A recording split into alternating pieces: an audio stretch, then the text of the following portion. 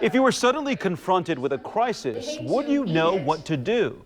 The shooting at FedEx last week and at Noblesville West Middle School a few years ago are painful reminders that an emergency situation can happen anywhere, anytime, and to anyone. This makes what people do in a crisis crucial to saving lives. Only on WRTV, our Stephanie Wade shows us the effort to prepare teachers for the worst so they can help protect our children. This Stop the Bleed program was launched in 2014 following the Sandy Hook tragedy.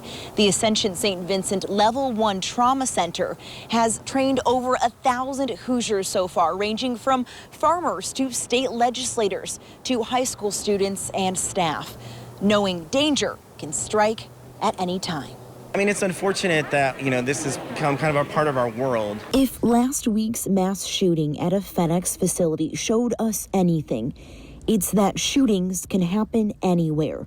And being able to stop someone from bleeding to death before paramedics arrive is sadly becoming increasingly important. Unfortunately, in this day and age, we know that, injuries can happen anywhere, but as far as mass shootings or large gatherings, that you're going to find that in schools, especially a school this size. A sad reminder of what happened at Noblesville West Middle School just 3 years ago. Information helps you to react better, and so hopefully by getting this information, I have a better opportunity to help save someone's life if I'm ever put in that situation. These teachers and staff at Fishers High School have volunteered to undergo Stop the Bleed training. Here today, we're teaching some different skills regarding wound packing, how to pack and compress these life-threatening bleeding wounds, as well as placing a tourniquet. Getting them familiar with trauma aid equipment and giving these educators hands-on experience. So hopefully it can become muscle memory if they ever need to jump in and act. You just always want to be ready, right? You always want to be prepared for any type of situation. It's really unfortunate that we have to live in a world that is like this, but I work with kids, and I have a responsibility every single day to make sure that they have a safe environment for them at school.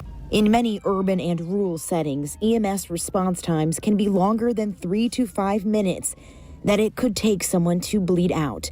As an ER nurse, Kristen Wagner says that knowing what steps to take could save a life.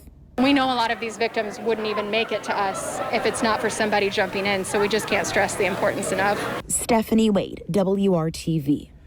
The Ascension St. Vincent team has also trained Zionsville schools and run Collie staff, to name a few. The Stop the Bleed program is open to anyone ages 14 and older. If you are ever in an active shooter situation, IMPD recommends the following. The best thing you can do is run and keep running until you are out of harm's way. Then call 911. The more people that call, the better. If you can't run, hide. Hide inside a room and barricade the door. If you're outside, get behind something that will stop bullets, such as a car or a large tree, and prepare to fight. IMPD suggests grabbing a chair, looking for a fire extinguisher, or something to strike the shooter if they attack.